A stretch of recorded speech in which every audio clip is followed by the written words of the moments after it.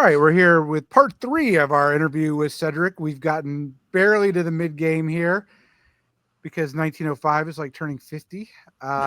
So joining us is Keith Wurstel, as always, and our champion of season 9 main event, Cedric Williams. Cedric can be described as either the Tolstoy or Dickens of diplomacy tales. He gets paid by the word here as a literary expert.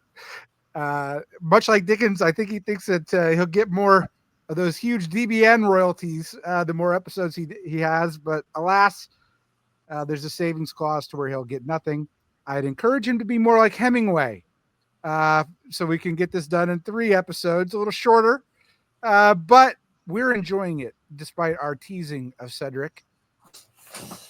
I want to set the table with the biggest controversy of the game, apart from any of the moves that were made, which is the idea that Darcy was playing for DBNI points and was cool at a very early stage, not being first, being second, and then as many senators as he could get. You wanted to say something about that. Was it the biggest controversy of the game? We do have the coin flip, but I think that's a difference of taste. So I do think that one way in which Darcy felt reluctant to push back against me is he told me I think as early as 03 or 04, we started talking about what we wanted from the game. This is something, if anyone is still learning the game, this is really a question you should ask people. What do you want from the game? Both what kind of game is fun, what kind of games do you enjoy, talk about games that you liked, and also what you're looking for in terms of concrete results. Now, Darcy he told me that he is playing for the best result. He would like to win. He would be happy with the top 3 result. Tim, in his interview, said that in 01, Darcy said that he was specifically playing for DBNI points. I'm not sure if it happened that early. I kind of doubt it. On the other hand, I do know because one of the other players actually sent a screenshot to me of that press to Tim. So I do know that it was said. However, Darcy, I would say, was a totally honorable player with me throughout this game. He never said he was playing for DBNI points. He always said he was playing for his best result. Okay. And I think that, what happens is that, people's desires can be exploited to some extent in different ways. Because when we had that conversation, this is kind of what we settled on is he said, I'm playing for my best result. I'm happy with the top 3, if that's what I can get. And I said, I only want to win this game. For me, Nexus is, I've been part of this tournament since game 1. Me and Ed played in Nexus season 1, game 1. I learned to play the game through this tournament. I'm very invested. I did solo that game. That's right. Didn't I solo first though? I don't think so, actually. Well, I think your game might have ended. I think your game ended in 4 hours. Conspiracy games went faster. But yeah, you did, I think you soloed first. I mean, God, how many games did you solo that season? It was crazy. All right, keep going now. But in any case, yeah. So I was like, I just want to win. If I can't win, my priority will be to get you the highest result possible.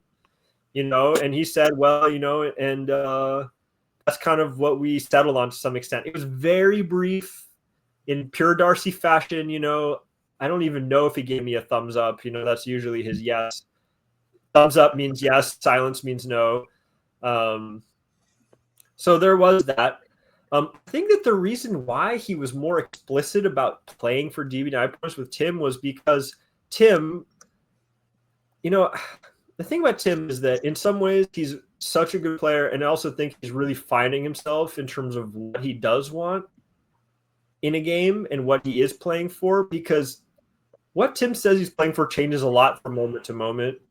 What Tim wants changes a lot from moment to moment.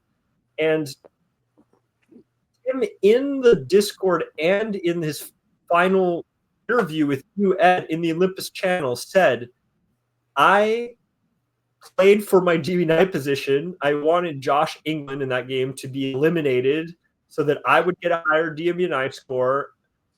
Verbatim, this is what he says. So Darcy probably looked at that and thought that Tim would be sympathetic to this. I will also say the strategy of saying that you aren't playing to win, or that you're just playing for fun, or that you're happy for someone else to win is such a common strategy in this game. I did not believe Darcy for 1 second. But by agreeing to this, I knew that it would bind him to me. Agreeing to things doesn't always mean that you believe they will happen. This is something Nikita understood so well this game with the coin flip, that it's the social act of the agreement, of the talk of that means that people will keep you around or work with you longer or indebted to each other in some way is what's important. What's important isn't that we're going to flip a coin and we're both going to stick to the agreement. The point is that the coin flip itself binds us together in a social relation and gives us something to continue to talk about and to continue to work with each other, because it's part of our story. So, I think that, and Darcy said this in interviews, that he was looking for his chance, and I think he did have his chance, like more than a lot of players on this board realized he did have his chance at a certain juncture in this game. He did. He did. Okay.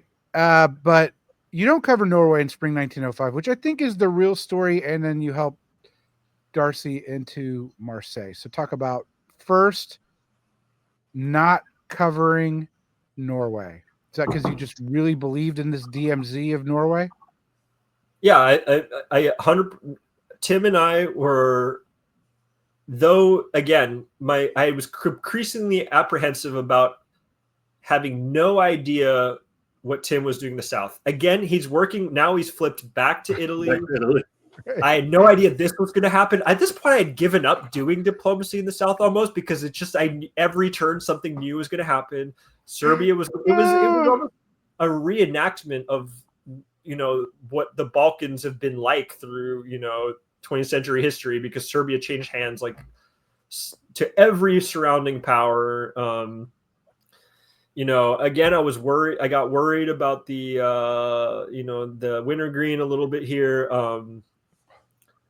The constant asking me to stab Germany. This was actually probably the most convincing pitch he ever gave me. He actually wanted to put me in Munich. He wanted to put me in Munich and for me to take Holland with an army. And he would slip into Sweden, and Germany would be down to 3. And he put a lot of pressure on me. He leveraged everything, even though I knew that was a terrible idea for me. Why? Because I only have 2 armies, and Russia has 6, and Germany is my meat shield between an ascendant Russia. And keep in mind, I did not know that he was giving away Serbia. If anything saved me, it's Tim's tendency to support other people into his centers and in some kind of 4th dimensional chess move. I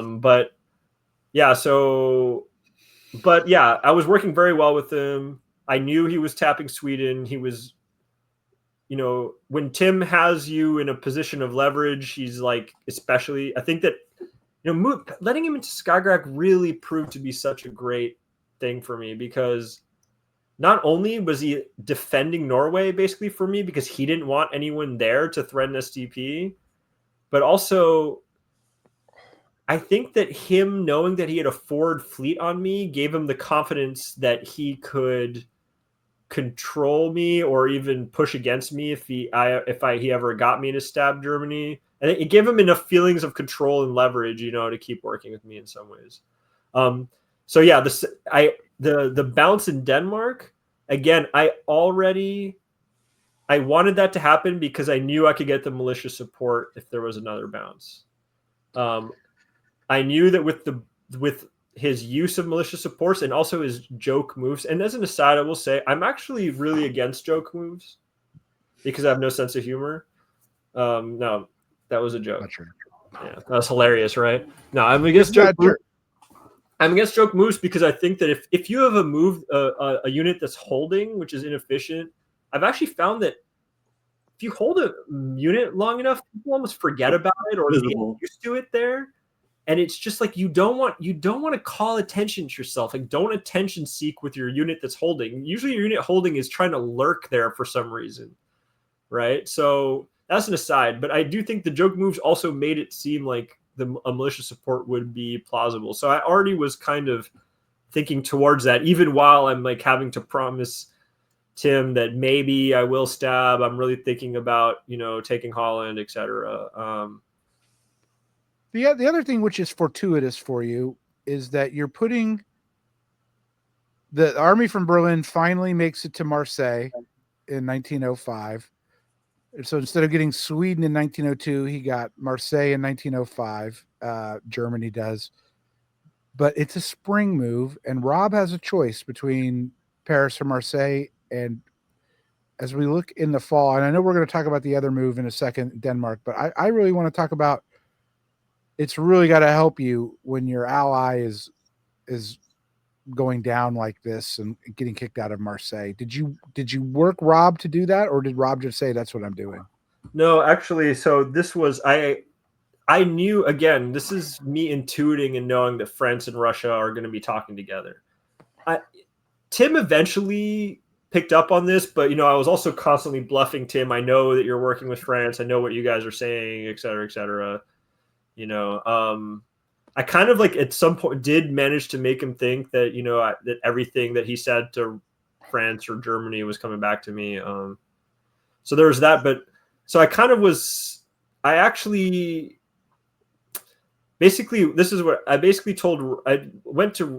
Rob came to me and we worked something out where he was supposed to push me out of Burgundy, and then I would retreat to Ruhr, and then I would have a huge stab on Germany with France and Russia helping.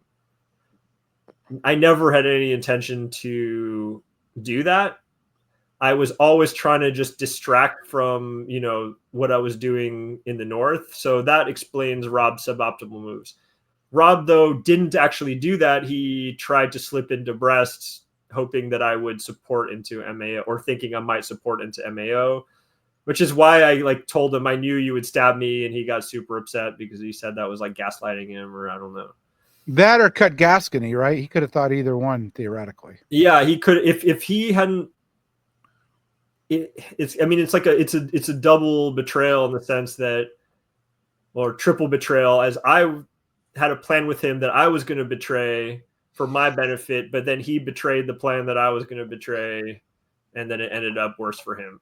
But it's a good point to bring this up, right? Like I think that Rob mentioned it, or somebody, I can't remember who mentioned it. I can't remember what year, but like something where you go disappointed to someone up when something happened, you like blame them, and it was like, well, you didn't do it either. Do you know what I'm talking about? Do you remember that from the interviews? Rob or somebody else, I think Tim may have said that too.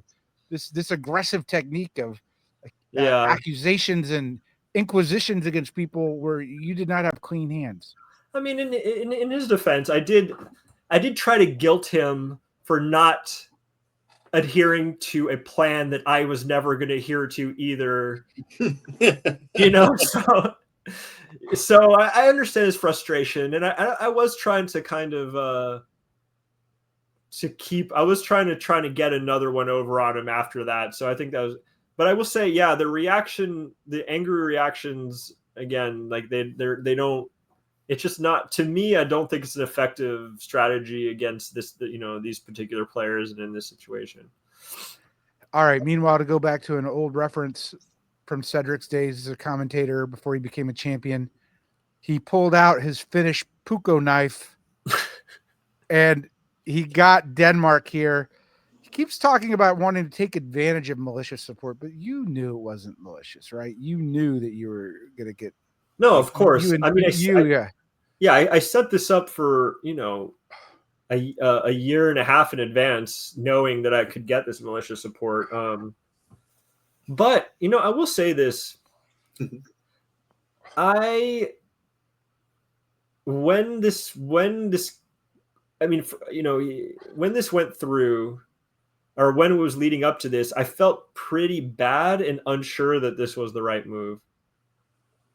Did you tell Darcy just to disclaim all knowledge and say I had no idea? No. I said it was a militia support, and Tim graciously helped me maintain that illusion in the board. For a change. Yeah, he graciously and also because I think Tim was very happy that I was doing something against Germany, or he was hoping that Germany would become frustrated with me through this. But I will say his ultimate plan was that Germany would turn around to where he could then, theoretically eat the German centers. But on the other hand, Russia is the one giving the support. So it's not as if, it's not as if this is Darcy would just turn around. Anyways. Yeah. When it went through, first of all, I actually genuinely felt bad for doing this. I felt like Germany has been a good ally. He's actively helped me quite a bit more than Russia. There were times where I was so enamored with the social relationship with Russia that I feel like this might have, Germany immediately said they were going to pull Piedmont. My advance on France was going to be slower. I was still worried about the French-Russian relationship. I am not in North anymore, North Sea, which is a very useful tile. I was not entirely sure this was the right move.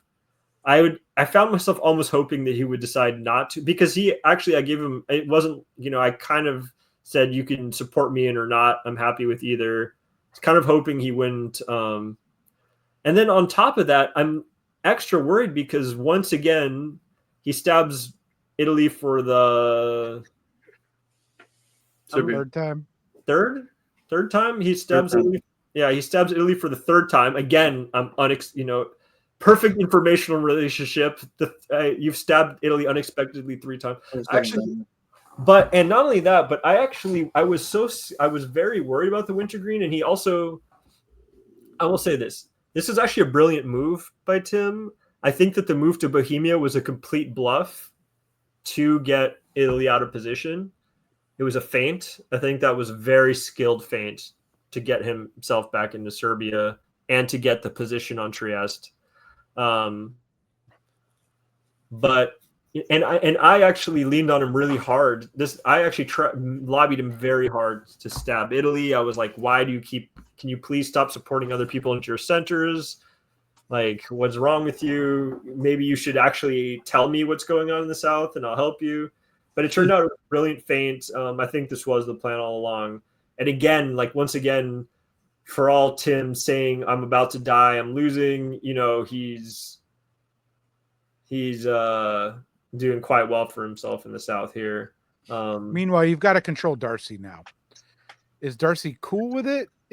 I know that you can say it's malicious, but it didn't look that malicious. How do you handle that relationship? The most important thing is keeping Darcy on side.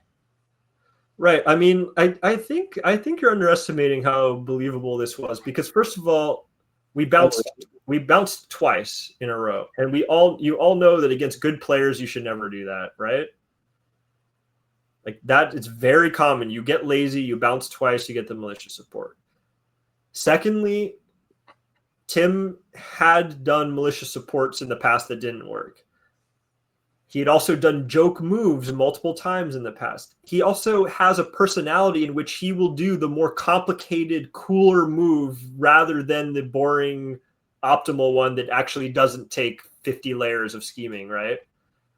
I get it. But on the other hand, it happened. You still have to manage that relationship. And if Tim, the most unbelievable thing I heard in the interviews, Tim should have just said, I did it intentionally, and I knew Cedric was doing it. He doesn't say it to Darcy. That's the whole plan. The whole plan was to get him to turn around. I was a bit surprised by that. Apparently, he said his strategy was to say that he had a perfect alliance with me, and that would scare. I don't really know what was going on there. I really don't. I remember, it was really. There was definitely something going on with Turkey. I don't know why Tim sent this press to me, but he was like, "By the way, I told Turkey that it was actually a militia support, and Turkey told me to lie to Darcy about it that you asked me to. So I was like, what? Why are you telling me this? So bizarre, Also, I love that Nikita is, honestly, I really developed great respect for Nikita by the end. Is that I love that Nikita's smart enough to say, well, even if it wasn't malicious, can you please tell Germany what? I don't know. You'd have to ask Tim. I don't know what his reasoning was there. Well, we did. We talked to him. Yeah, so, yeah. But I think we sincerely also were. I think we sincerely both believed at this point still that we could work together. Yeah. This is basically coin flipping, notwithstanding, a game-winning move here. You are in the driver's seat without a lot of enemies. I mean, who is your enemy other than France? I didn't feel that way. I don't agree. I had just caught up to Russia's center count, and to my mind, the way I really, I'm telling you, me and Tim, Darcy had really grown on me, right? And in some ways, he had grown on me to the point where, my slow play attack on France is going great. I still, I'm having trouble balancing like my feelings towards Tim and Darcy. So honestly, I feel like Russia has a really good position here. He's still tied with me for first. Mm-hmm. Like the North is just a distraction for Russia. Russia's win is usually in the South. He has a commanding position. He has the Black Sea. He has Vienna and Budapest. He has stuff on the left. Yeah. But there's already talk of a draw. There's already the draw talk right now. This is the first one, even though you're tied. Right, but I give a concession to you. The draw talk. Oh my gosh. The concession talk. Okay. France saying that can we concede the game to France? It's to England. Doesn't mean can we draw the game. It means everyone attack England. He was proposing a draw. Are you spinning this as something different? It's a tie here. He wasn't spinning a draw. He was trying to get everyone to attack me by saying, wow, England's support, his position is so good. If everyone doesn't attack him, we should just draw and end the game. Agreed. Tim wasn't going to agree to the draw, even though I think he did. But the tournament director had to come in and say, you can't draw here without it being a tie. And you would have lost obviously. Yeah. Obviously, you can't like surrender and have center counts not like you can't just decide the order of the people in the game when you draw. It was a ridiculous proposal, but even all the draws I knew weren't going through, I always graciously accepted. I said yes, thank you for the honor. I would like to draw. I knew obviously that's not happening. All right, let's get to builds, Keith. Probably not even worth talking about. 2 fleets. So yeah, this was an interesting. I actually lost. I will say. I was kind of traveling at this point, and I think I lost a lot of Tim's trust here because he really, again, I think that this is the slight disenchantment with Tim did start kind of around this time because the constant pressure to stab Germany when he wanted, how he wanted, when he has a huge amount of armies that can just push through the center of the board, was a little. I found myself a little bit irritated at this. I did lose a lot of credibility with him here because I'd actually agreed to Fleet Eddie Army London, but I decided he basically said that was the final straw. Yeah, I actually meant to talk to him about it, and like I just lost track of time because the builds are half the time. I really meant to talk to him about it, and I just ended up building the 2 fleets. So he started losing faith in me kind of before I started losing faith with him. On the other hand, I was starting to get some ideas already about soloing. Why is that? Well, because as I said, structurally, none of Scandinavia can be held from the south given enough units in place. The German centers can't. It was starting to look like I could maybe solo this. I was starting to feel that way. You need Munich, St. Petersburg, and Tunis. That's what you need. Yeah, exactly. It looked like all are reachable. I wasn't really. It wasn't fully. It was starting to seem like a possibility. So I kind of wanted the two fleets. I didn't want to telegraph anything against Darcy. And also, Darcy can't be super happy with this. Darcy would want to see a fleet Liverpool. Yeah, exactly. And frankly, Tim was getting very agitated to the point where I wasn't sure if he would really stay on side. And again, also just like the constant surprises in the South, him saying he's about to die and me having to send, kind of rock him to sleep saying, no, everything's fine. And then it turns out that he has an awesome move in the South that, that he's, again, things were kind of falling apart. And I will say, Tim, he got extremely unlucky in a way because that long camping trip I took broke the spell he had on me to some extent. Like, for instance, I remember thinking to myself after spending a few days away from the thing is control of people. You guys know this in diplomacy, not control of people, but your relationship with people that if you talk to them every day can change a lot the second you have a break, So there was an element of disenchantment there. Like I remember getting back from the woods and being like, why is Russia in Skagerrak? Like I've had to worry about Russia stabbing me this entire game, and I'm starting to think I want to get rid of it. And Darcy helped. There we go. Yeah, Darcy started to say, "Let's get rid of that." So, I would have got rid of it a long time ago. Yeah. Okay, nothing but good news for you here. Absolutely. Not much happens. Thank God. Let's go to the fall. The fall, you finally get the Skagerrak thing, and you go to Western Med. I think you should talk about both. Well, yeah. So the I would say the forced disband of Skagerrak, to my mind, was a soft stab. Okay, I told Russia that I would support him to Sweden and stab Germany here, and I didn't. I love how you're using the Greg term "soft stab." That's awesome.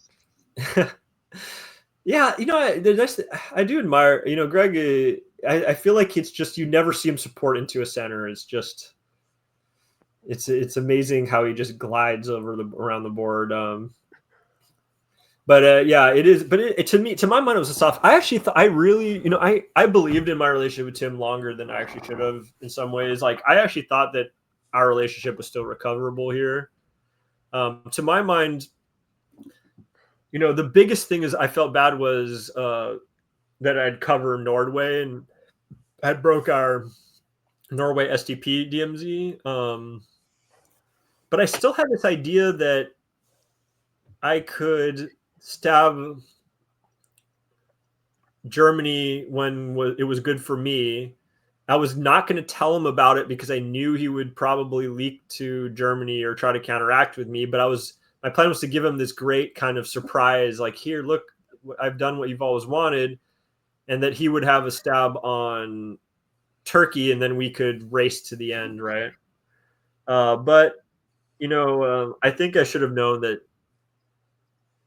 I think I really should have known that he had completely switched to working only with Turkey now, and yeah, it was hard for me to when I was listening to his interview, I saw how how much this upset him, and he was very upset at the time. But for me, I I couldn't tolerate that fleet there any longer. I mean, he was a very good ally at not stabbing me. I don't know how.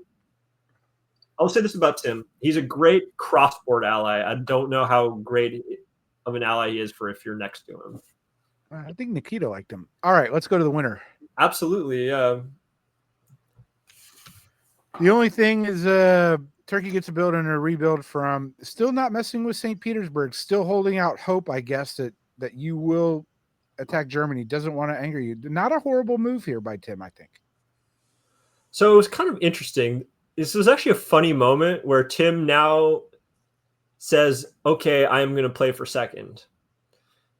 And if I didn't believe that Darcy was going to never make his move, I certainly did not believe for 1 second that Tim would play for second. But I think you should always agree to everything. Any endgame agreement should probably be say yes to, because again, even if it doesn't come through, it's a social relationship between you.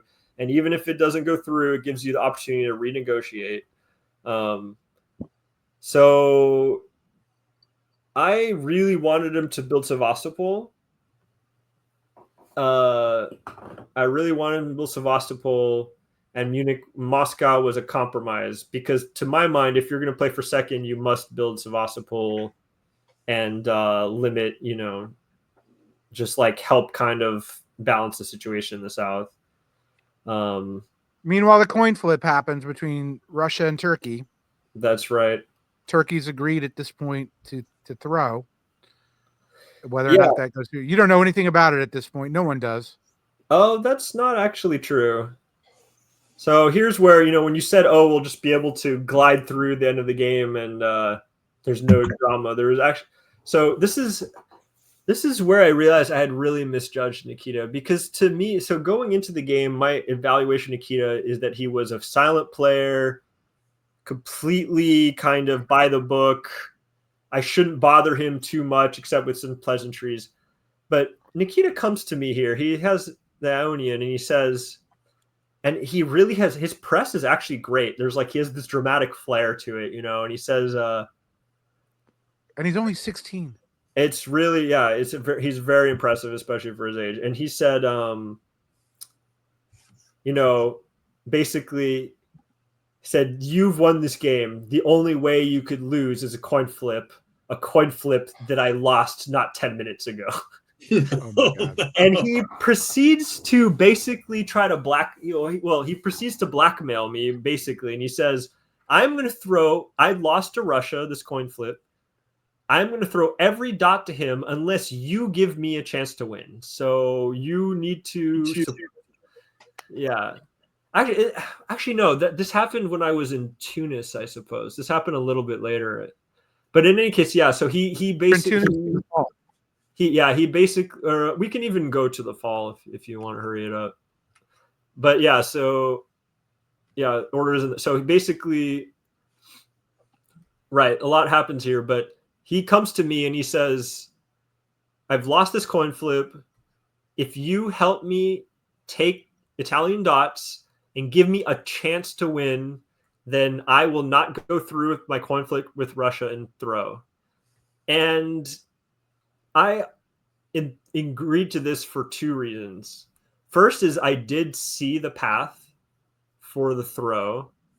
But secondly, I was already very much thinking of a solo.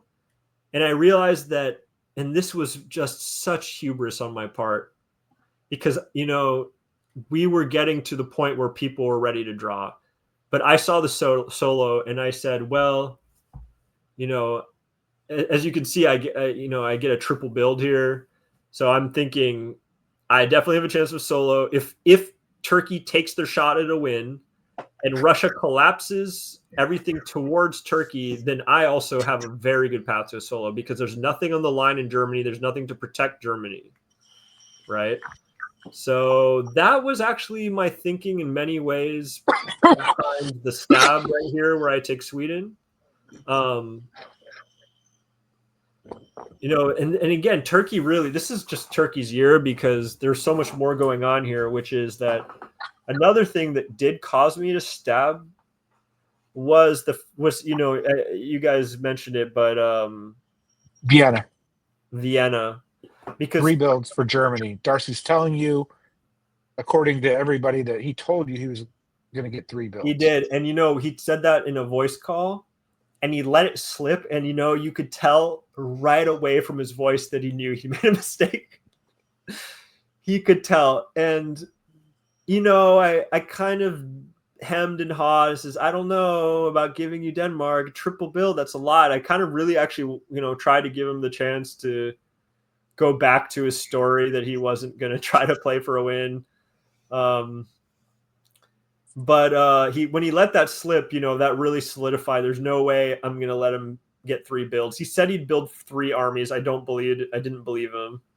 I think that this was his chance. He goes up to 8. He has the game tied, and he's going to take a shot at it. In a preliminary game, I probably would have let him do it.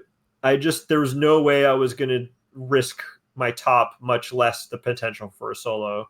But interestingly enough, Turkey caused this in a lot of ways because he went and told. And again, I really, believe it or not, I still believed that I could work things out with Tim here. And what happened was Germany let it slip that Turkey was going to break Budapest support and he was going to get Vienna. So I went to Russia thinking that Russia might not know about this and that there was a German-Turkish alliance and that Russia would work with me. But actually, Russia and Turkey just kind of worked it out, and so the stab never happened. So there were so many moving parts here. So I was kind of promising Turkey to let him back in the game. I was still thinking I could maybe work with Russia here.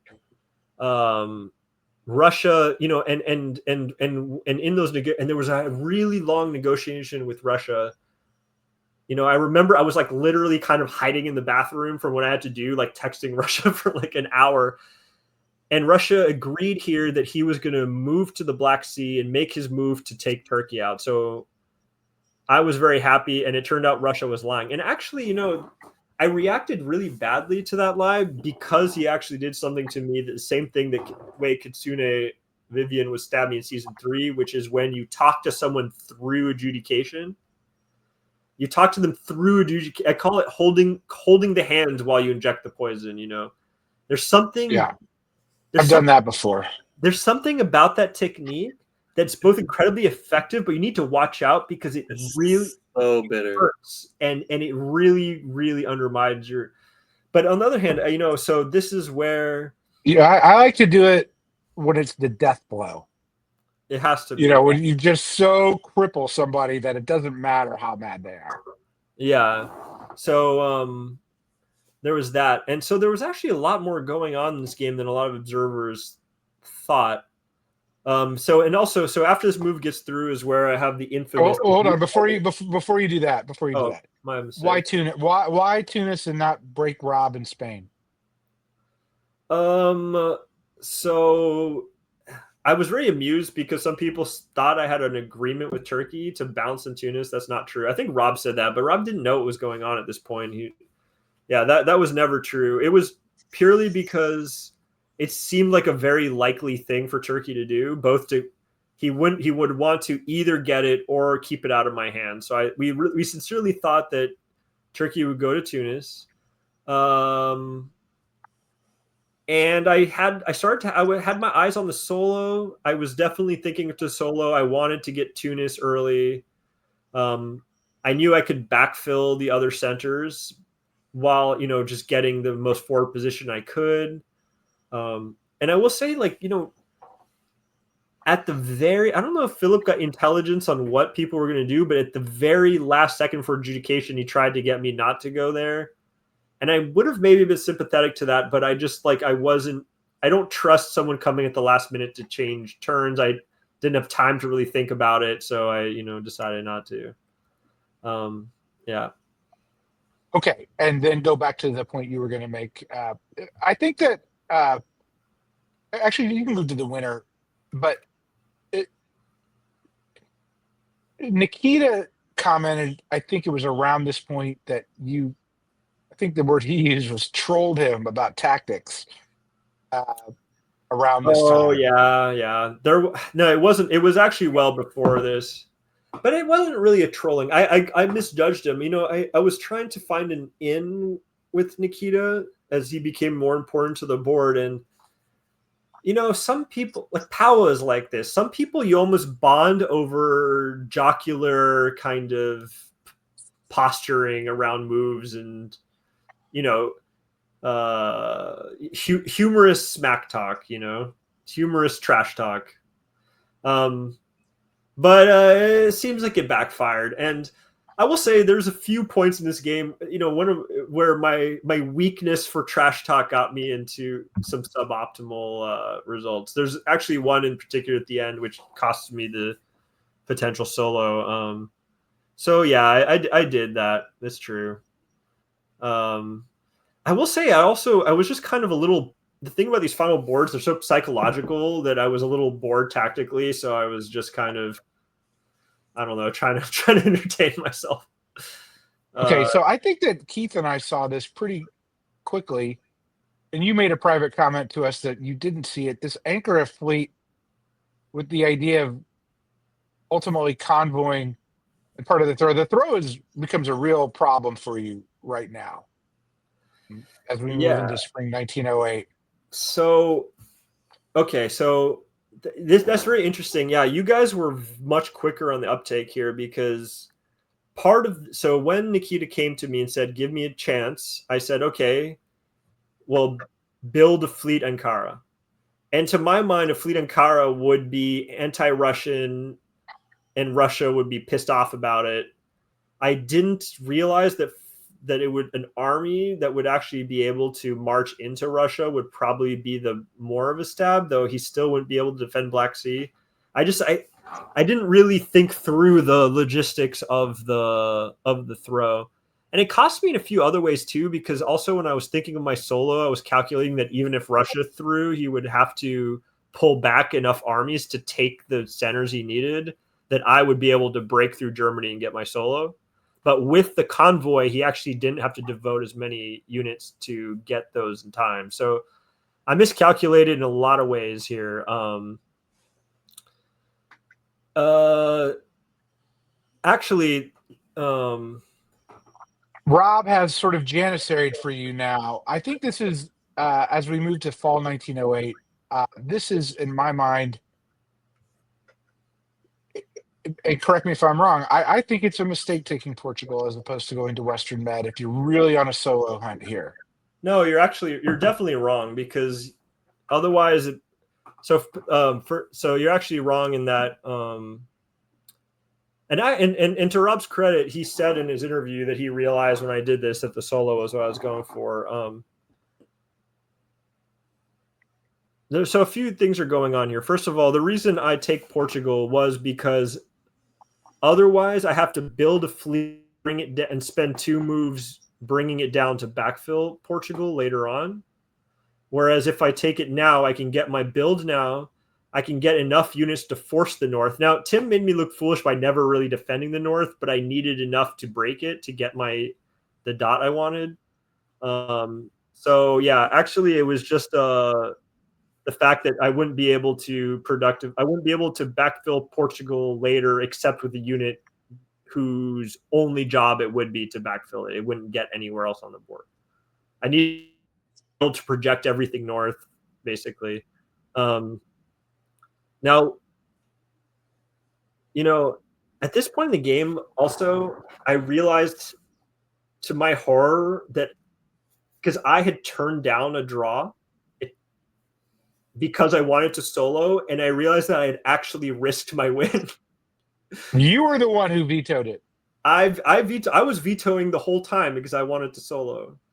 Okay. That doesn't mean other people weren't vetoing it too. I was actually very happy when people kept saying, that was on me, So I was vetoing it. I wanted the solo from the beginning. But I also realized suddenly that with this, because this is where I realized that the move to black was actually terrible and that a throw could work. And Tim is absolutely right that if Rob had supported him to Venice, I could have lost. Now, I do think that Tim Russia is overestimating the fact that in diplomacy, not everything goes right ever, and that if your plan is for everything to go right, it probably won't happen. So I still don't think it, but I was at risk here. And I will say the way I motivated Rob to work with me really shows that you should not give in to bitterness of any player, because someone who's bitter and tilted, someone is the easiest person to control. Because what we honestly did is that actually as early as 06, I heard this rumor that Tim was talking a lot about, that Darcy's playing for DMNI points. Playing for DMNI points is wrong and bad. Everyone should attack him. He had Nikita on board. You should only play to win. You should never play for position. And I was going to Rob well before this and said, I think I told him literally I wouldn't be able to sleep at night if I let Darcy live. And I want you to end up in Munich and for the right thing to happen. And that's really, I think, why Rob worked with me here. That, and also that he didn't want to screw over Philip. And so instead of throwing against me, he tries to live in the line in Munich, and I take him from behind. I will also say that in addition to me wanting to solo and not being able to spare the backfill unit, I also, frankly, I didn't like. If I had thought that Rob would help me break the line with that unit, I probably would have let him live. But for me, is I would rather be the one in position to tap Tyrolia or to get up there and have what I need to solo. So a lot of factors. Yeah, my thought on it, just as a brief counterpoint, I think you've defended your case well, is I think Munich is going to be hard to get, even though Russia retreats there in this case for you on the solo. So you need an Italian center. You need Rome or something like that. And it's hard when you're in Portugal. I had play on Moscow towards the end. Italy was very bitter about the RT's actions, so I thought I might get a throw there. I thought I would. The thing is, I actually have pretty good. So to Russia's credit and RT's credit, they moved completely to the line to stop me. I really thought Russia might pull something away to have to get the centers he needed to win. And if he had really pulled almost anything away, once I advanced to Piedmont, I can tap Tyrolia. I can get enough armies to break the line there. All I needed was one thing to go wrong. And actually, Russia helps me out with this retreat. That almost cost them the game here. And the way I got him to do that was I couldn't believe this worked, but I went to, gosh, I haven't even described. So one way in which I got nobody to unite against me when I stabbed Darcy is I went to Russia. First of all, Darcy, once I stabbed him, I gave him an apology and he sent me back whatever, period, and didn't talk to me for 2 years. Didn't talk to me for 2 years. The entire 2 years, I realized he wasn't talking to other people, and I pretended like he was still talking to me. I pretended like Darcy was still, and I was sweating, So the whole time, Darcy's not talking to me. He just puts me on whatever mode. I'm telling everyone, I think I got him to fast adjudicate a move by saying, Tim, spamming people with these long messages is not going to get them to talk to you when they don't want to, like as if Darcy had told me, God, Tim's so annoying. He keeps sending me these messages, and same thing here. I said, Tim, you're dragging out the game. I've already won. Who cares? And also just snap retreat it, just check the box and, just go. And he actually did it. He right after I said that, he snap retreated this, which actually gave me a chance here because the way better move would have been not to take Munich. He could have kept Germany on side here, and that would have actually definitively ended my possibility of being able to move into Germany, which here it didn't. Yeah. And here you can be a lifeline to Germany. If you want to maximize your centers, I can get you Munich back, which if we go to. Right. And on top of that, I knew about the coin flip here, and this is where push it through. Yeah. I was kind of panicking. I saw the black move. I saw that there could be a throw. So I also could go to Darcy and explain to him, you know, Darcy finally talked to me, sort of. I said, it's a coin flip, because Darcy also won a coin flip, so he knows how this works. You know, I said, it's a coin flip. Turkey's throwing. That's obvious now to some extent. You know, I can't give you back Holland because I need that dot to make sure I win, but also Russia needs your dots so that he can get his win. So yeah. And Darcy, he actually said, you know, he said just support me back in and support me at the line. And, you know, I didn't even have to say that. He's actually reads the board really well for all what people said. So, yeah, that was. Well, he reads the board well. He just doesn't read people well yet. I think he trusts too much with his young heart. He hasn't been embittered yet. I think he just needs to spend more time behind the scenes verifying and making sure people aren't like pulling the strings behind him. He does have a good sense of people. It's just he just needs to do the work for this kind of game, really. The other thing is that I'm a Darcy fan. This is all coming from deep respect for how much he's playing. I want better results for him. He is a volume player, that's for sure. He played 44 speedboat games in one season, which is all right. Insane. Spring 1909, you get Darcy back. You basically ensure the game, but the solo's still in play here theoretically. But you need Italian out. So the solo, I did slightly think about drawing here just because, to my immense disappointment, Russia moves everything to the line. I was hoping that he would move something back to tag Serbia, make some mistake. I'm a little worried because Venice is now in play, because Turkey can actually tap Apu if he can take Venice, he can win. He has path to victory, kind of, if Darcy does something dumb, which Darcy really comes close to, again, letting Russia win, which we'll see in the next move. Besides that, there's really not that much going on. Nikita decides not to take the deal that I will give him a chance to win. You know, Darcy doesn't mind me going to Kiel because he knows he's going to survive in Munich and Berlin. The one, advantage to Darcy saying he's going to play his best result, I never even asked him for a throw. I knew he never was. I was just, okay, I'll support you there. And actually, though, my northern move here, so I intentionally let him into Norway because I only have a few moves left. So like I said before, a retreat is a way to get a free move. And I said, well, if this works, which it did, then he will have to support back into Finland. He'll have to support back into Finland to avoid getting forced disbanded, he doesn't do it. And I swear one of the reasons he doesn't do it is because I, in my hubristic, trash-talking overconfidence, go around to like Turkey and people and say, aha, Russia fell into my trap, because I have to brag about my brilliant move. And he's got to disband now, and you're hoping he sees the Finland move to think he outthinks you. I wanted him to try to save his army by supporting it back into Finland, and then I get the retreat to Botnia, and I have the free extra move. I get Botnia a turn early, and I could have forced a support. You could have forced Livonia. I could have forced into Livonia and gotten both St. Petersburg and Moscow. But I had to have a big mouth and say that Russia fell straight into my trap to everyone except Russia. And, I don't know. I have a feeling that that's really kind of what happened. Or he just thought it out. He says he likes to cover Livonia, so. Yeah. Well, so I mean, your angst and regret is over the fact that you didn't solo.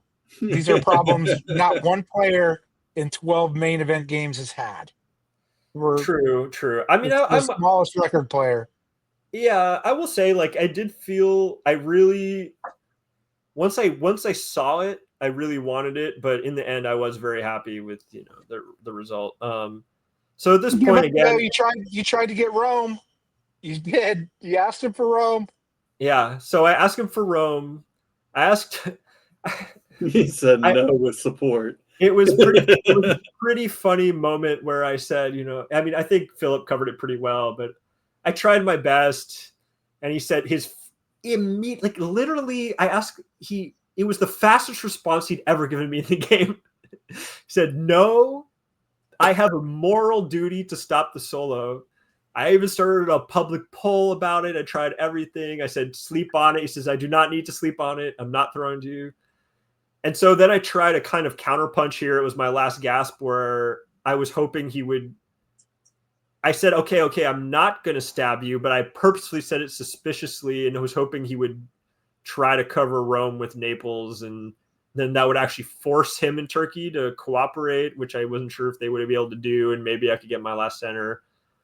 But it was pretty much over here. It was my last shot at it, wide draw at this point. It's 1910 anyway, and so Okay, run it through here, Keith. I take my 16th center. The dark fortress of the Russian Demon King goes down. And, I was really happy that Nikita ended up getting second. I feel like I had some part in explaining to him the reasons why your placement does matter to some extent, which I actually disagree with you guys to some extent about play only for first. I think the prestige, especially as a new player, you get by placing higher helps you later on. I sent him the videos of Tim saying that he was playing for DB9 points to show him the kind of like even the noble I've only played for first Tim sometimes does this. And so that's why everything was supporting Constantinople is I ended up really liking Nikita. I mean, he tried to blackmail me. I counter blackmailed him by saying, if you don't follow through, I'm going to make a public spectacle out of this. And then, that didn't work. But yeah, game over. Good game, everyone. You do have a meaningful win here. You have the most centers ever recorded in a main event. You have complete redemption. You win the Power Trophy for winning a Nexus main event finals. And I know that means a lot because you've talked about Power on one of our prior episodes. Truly a man who fucked me over that I love to death. One of a kind. And they can't take that away from you, man. Yeah. Ever. You've done it. And you've done it in his name, and you've done it in the server for which you have doggedly defended and have been an OG for years. Comment on my compliments because they're not going to come all the time. No, I mean, yeah, that's all the reasons I do feel great about this. I will say, like, in the moment of victory, I feel such gratitude towards every single person I've played with on this server. I honestly remember every person I've interacted with in Nexus. I remember, and I think that in the end, this game, when you win, especially if you win big, it's because everyone consciously or unconsciously wanting you to win. And I feel like I'm carrying that dream of everyone I played with, forward and into this game. So my final thought on this game is, frankly, it was a game, probably the biggest factor in this game is what people are playing for and accepting what they're playing for or being consumed by bitterness at the unfairness of that and losing. If you look at something like the coin flip, which generated so much drama, which I fanned the flames up to get what I want, but in truth, I really think that it's just like any other strategy and it's fine. But it is a potent metaphor. The two-sided coin, good and evil, which are both, part of the same thing. That it represents both the fact that diplomacy is a game totally with chance, that is totally random, but also is totally without chance, and that kind of dichotomy is what this particular game represents. It's the coin flip, the coin flip season, the two-sided coin. Well, it's not uncommon on these episodes. I disagree with you. Your parents loved you, and they gave you a name. And that name is Cedric. Cedric derives from the word kindly or loved. And I think the reason that you won this game is because other than Rob, you were loved. You were loved by everybody. They may have hated moments. Everyone said you're a deserving winner. You are loved by Tim. You were loved by Darcy. You were loved by Philip and even Nikita and maybe Richard even for the brief moment he was in the game. And the game is called Diplomacy. And on a top board, it is a popularity contest. And you made the fewest long-term enemies. You made the right moves at the right time, and you got your opponents to not make the right moves at the right time. So I attribute very little, although there was some luck to your victory. As in everybody's victory has some luck, but it is because you, the player. So congratulations again to you, Cedric. Rob loved me too. He just, he doesn't have much emotional range. All right. Good night. Thank you for episode 3. I can't believe we did it. Yeah, I can't believe how long this was, but thanks again for doing this, and I really appreciate it. Keith? Yeah, I just want to thank you. The Hearts were a closed group, and when you came, you demanded to be a part of it, and that has made a big impact on my life.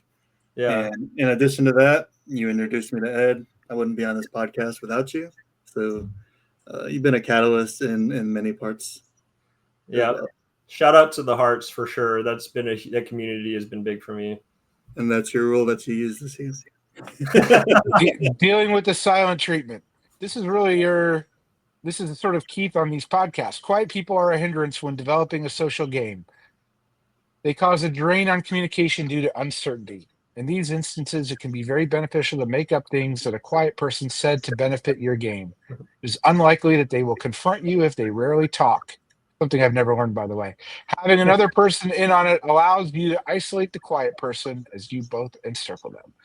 So I will put the link to the Heart server in these videos for those of you posting. And if those of you can always message Keith or Cedric or even myself, and you can join the Heart server. There's a lot of great information. I think that's a fitting way to end. Thanks again, fellas. Have a good night, and we'll see you for the next main event, unless one of us makes a final board. My turn.